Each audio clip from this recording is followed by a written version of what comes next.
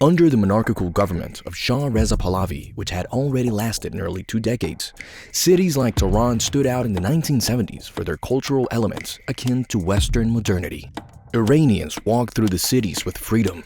Women decided their personal and professional futures, and the government formally allowed the existence of other religions with certain limitations, such as the prohibition against converting Muslims to other faiths.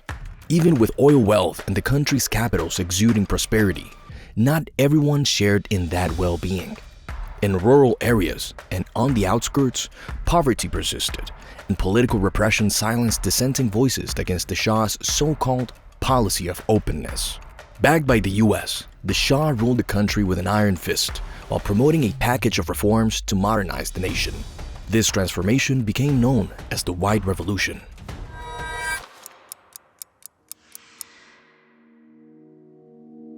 But with each year that the White Revolution remained, certain segments of the population increasingly felt that their religious and cultural traditions were under attack. While the Shah toasted with Western leaders, a storm was brewing in the streets. And amid the discontent, a voice echoed in exile. Ruhollah Khomeini, the Ayatollah, a title meaning sign of God, given to clerics of high religious authority, spoke from France. His sermons, recorded on cassette tapes, circulated secretly throughout Iran, inflaming hearts with messages of Sharia and political revolution, vehemently opposing the Shah. By 1978, the climate in Iran was one of deep division. Attempting to control the revolutionary movement, the Shah frequently used his secret police, the SAVAK.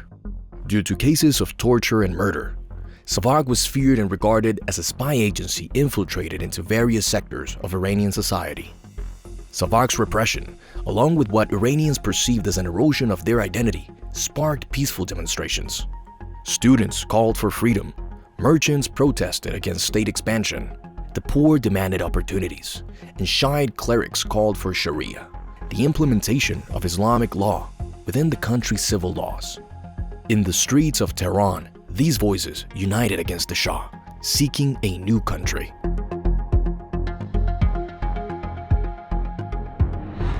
On the morning of September 8, 1978, thousands gathered in Jaleh Square in the heart of Tehran for what was intended to be a peaceful demonstration.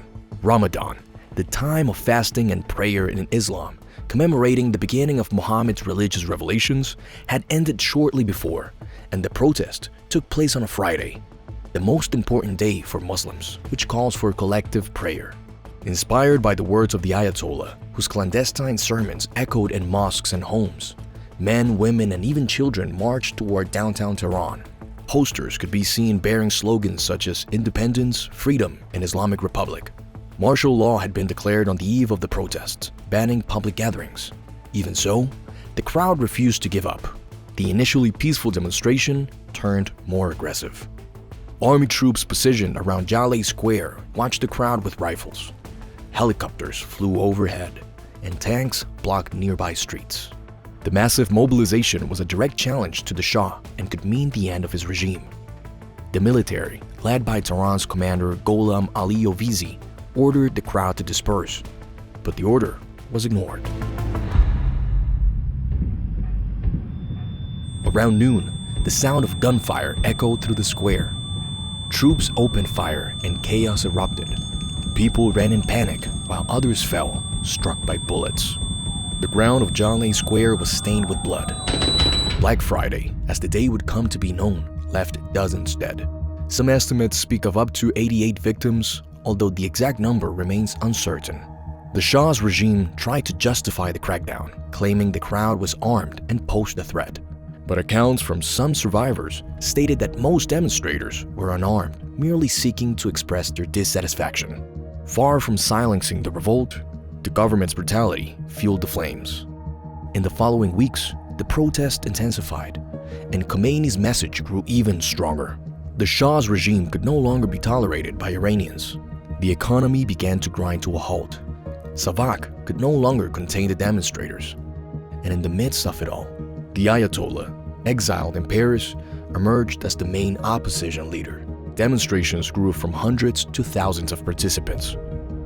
In November 1978, the collapse of the economic system began. A general strike spread through the oil fields, Iran's largest source of revenue. Without oil, the government lost money and room to maneuver. The population then felt the shortage of basic goods. Then, the army began to show signs of internal division. Cornered by popular revolt and the loss of support from Western allies, the Shah made the ultimate decision. On January 16, he fled Iran, claiming the need for medical treatment in the US. At Tehran's airport, visibly shaken, the Shah boarded a plane with his family, leaving behind a country on the brink of collapse. In his place, he appointed a provisional government led by Shapur Bakhtiar, a moderate politician who promised reforms and order. Khomeini returned to Iran in February 1979 and was welcomed by millions of supporters, according to sources like the New York Times, Radio Free Europe, and even Al Jazeera. As soon as he arrived, he became Bakhtiar's biggest adversary. Khomeini decided to openly challenge him by forming a parallel government. On February 11, he appointed Mehdi Bazargan as his prime minister. He also declared that his government was that of God's, and so disobedience to him or Bazargan meant revolt against Allah. Khomeini's strategy pushed thousands of soldiers to defect to his side, to the point that eventually Bakhtiar's government collapsed. A month later, on March 30, a referendum took place asking Iranians the following question: should the monarchy be abolished in favor of an Islamic government? The majority of Iranians voted in favor, along with most political organizations, according to Iran International. Official accounts state 97 to 98% of the people said yes to the Islamic Republic, though no international observers oversaw the election. However, civilian support was seen during Iran's war with Iraq, in which millions were drafted into the main volunteer force, the Basij.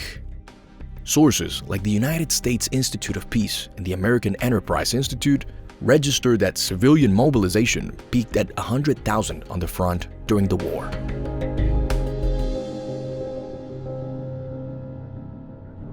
However, in the 2000s, under late Supreme Leader Ali Khamenei, a steady decline in support became evident. In June 2003, students protested nationwide over higher education privatization and tuition hikes, quickly demanding democratic reforms and elections. Frustrated with then-President Khatami's slow reforms, they chanted against him and Supreme Leader Khamenei. Security forces in Basij cracked down violently in Tehran and elsewhere. Around 4,000 arrests. No confirmed protester deaths, though injuries were widespread. Starting late December 2017 in Mashhad and spreading to over 100 cities, protests began over economic hardship and inflation but escalated to anti-corruption and anti-Khamenei chants. Authorities used live fire and mass detentions. Up to 25 protester deaths were reported, and 3,700 to 5,000 arrests, with some dying in custody. Late 2018 to mid-2019 saw strikes and protests over inflation, unpaid wages, poverty, and prior crackdowns. Workers and citizens demanded reforms amid ongoing hardship. Casualties remained limited, several deaths in clashes. Hundreds to low thousands arrested, targeting labor leaders and activists, as unrest built toward the November 2019 fuel protests. But in December 2025, protests began in Tehran's Grand Bazaar over monetary collapse, inflation, and economic crisis, spreading nationwide to all provinces within days. Grievances quickly turned into regime change demands, anti-Supreme Leader chants, and calls for human rights and an end to the Islamic Republic. The regime imposed a total internet blackout and responded with extreme force in one of the deadliest crackdowns ever. The exact number of casualties remains unknown, with opposition and human rights groups claiming from 6,000 casualties up to 40,000 and thousands to tens of thousands arrested. Yet, this is the ultimate unfolding of Khomeini, a man who ascended as Iran's new leader, that despite promising a democratic political system while in exile, he advocated for the consolidation of an Islamic theocracy. As soon as he rose to power, journals were closed. Theologians who challenged his beliefs were punished, opposition groups were banned, and many protesters disappeared. Rapidly, a new constitution was written and approved by a majority of Khomeini supporters, including the institution of the Supreme Leader and the Council of Guardians. In November 1979, the new constitution was approved, and Khomeini was installed as Supreme Leader of the Islamic Republic of Iran. If this video helped you understand the origins of the conflict in Iran, subscribe to our channel to find more videos like this one. Don't forget to like it, to share it, and to drop a comment below. And since you stayed until the very end, we have a gift for you. If you want to go deeper into this topic, we've put together a free ebook that breaks down the Middle East conflict with historical context, including Iran's role and why this war doesn't stay contained in the region. It's free and designed to help you understand what may reach the West next. Tap the link in the description or scan the QR code and register to get the free ebook.